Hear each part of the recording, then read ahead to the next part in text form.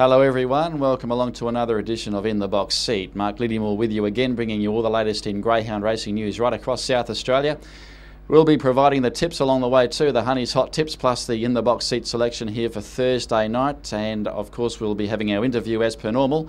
Con Hagmans is the man in the box seat here this evening, and we'll be talking to Con especially about his greyhound Fat Wreck, which is absolutely blistering around here at Angle Park and is in top form at the moment.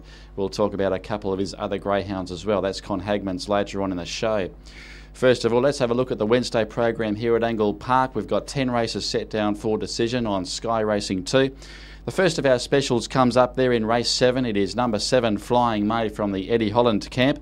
Now, this greyhound has won 8 from 28 overall.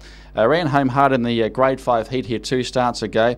However, struck major trouble in the final here last Thursday night. So look out for Flying May. Looks very hard to beat. It's in a much suitable race on Wednesday. Our other special comes up in race 10. It is number 2, Dandy Boy. Dandy Boy won here last Monday in 30 and 30. Stepped up in class here and struck a very handy field here on Thursday night, finishing down the track in free-for-all company.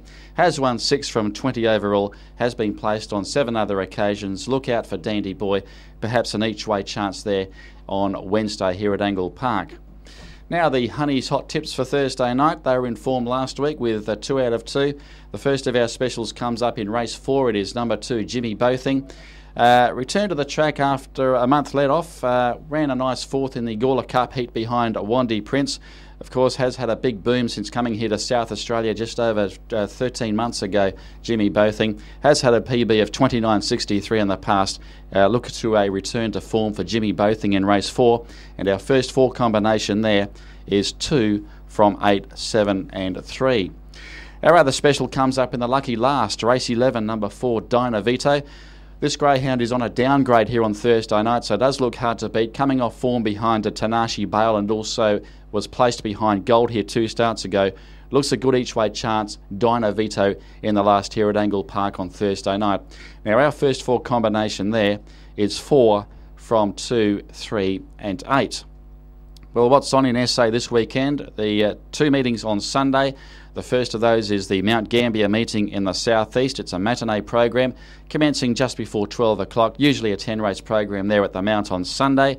And of course the big Gawler Cup meeting on Sunday evening in the Twilight Zone. Race 7 will be the main race. That is the Gawler Gold Cup sponsored by Bunyip Press. On the national scene, we look to the Great Chase being held at the Meadows. Now that series begins this week.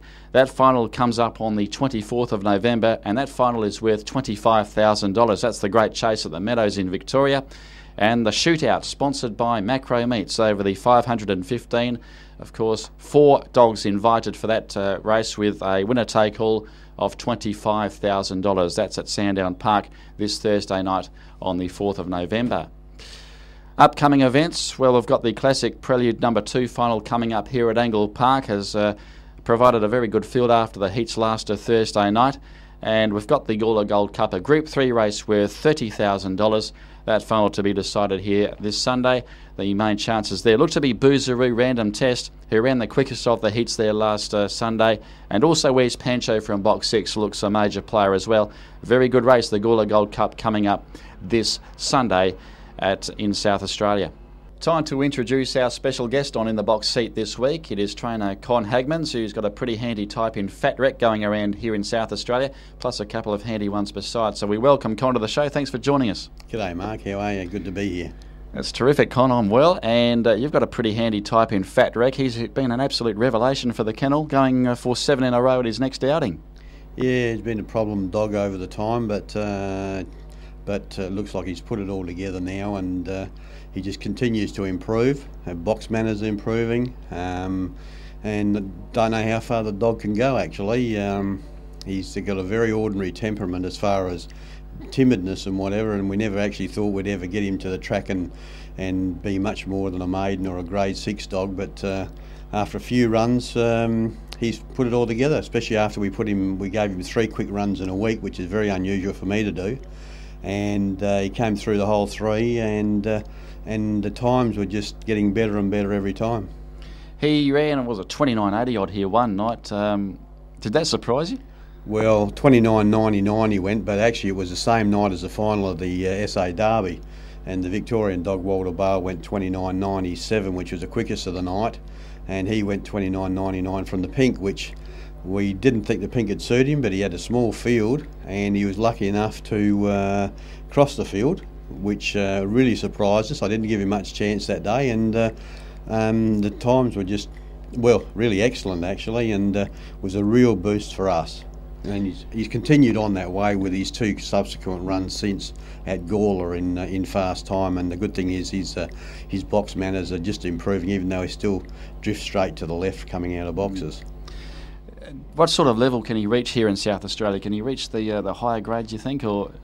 I don't honestly know with a dog. He just continues to surprise me at every start. I think at Gawler last week he went 3.18 to the post. He's never got down to that sort of time, but he just continues to improve. We had the opportunity to put him in the Gawler Cup last week, but because he was so inexperienced, we decided to take on the Country Cup instead, and I think that might prove in the long run to be a benefit, but who knows where he can go.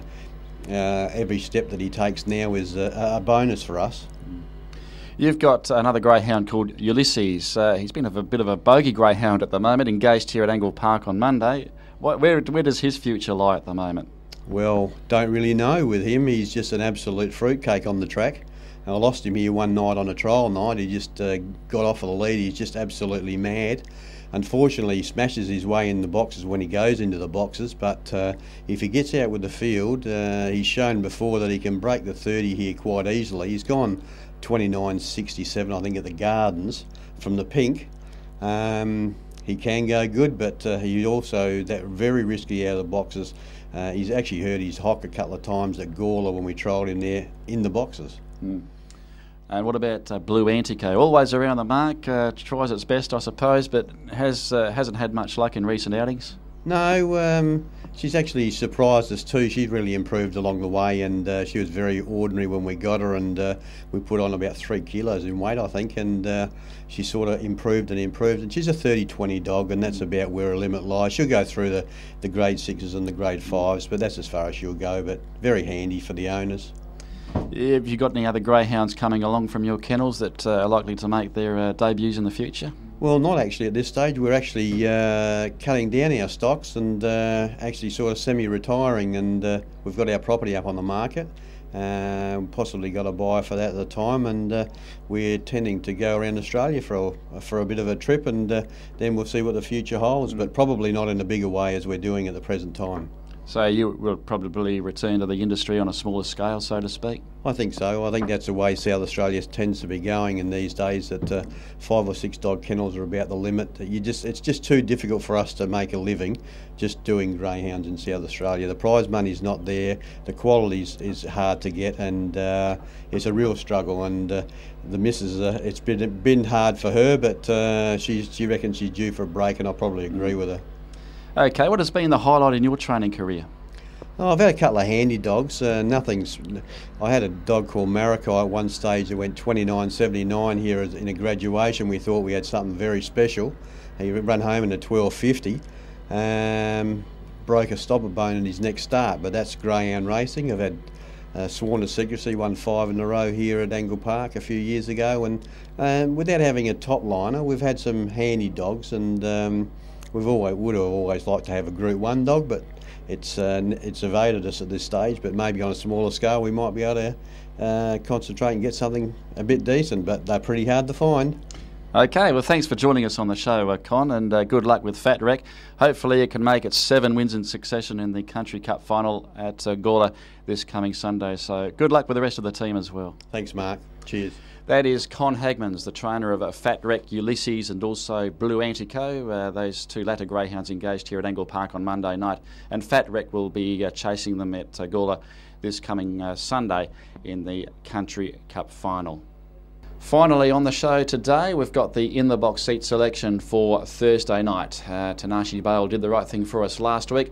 This week we're going to the Prelude number 2 final, Stack'em Flat, race 8, number 8. Of course, we've talked about Stack'em Flat on the show here before, trained by Bruce Lellman. He's not the greatest beginner, so box 8 does suit. He'll go back to last early. Such is Life is the likely leader from box 4. Can it give Such Is Life a decent start and a beating? We think so. So look out for Stack and Flat. Race 8, number 8, won its heat here in 30:11 last Thursday night. Well, that just about tidies us up here on the show for another week on In the Box Seat. The grsa.com.au website is the website to look out for. Follow the links on In the Box Seat with myself, Mark Liddymore. Follow those links and you'll get the latest edition, which comes out every Tuesday afternoon on the GRSA website. So good luck everyone for the week, and we'll catch you again next week.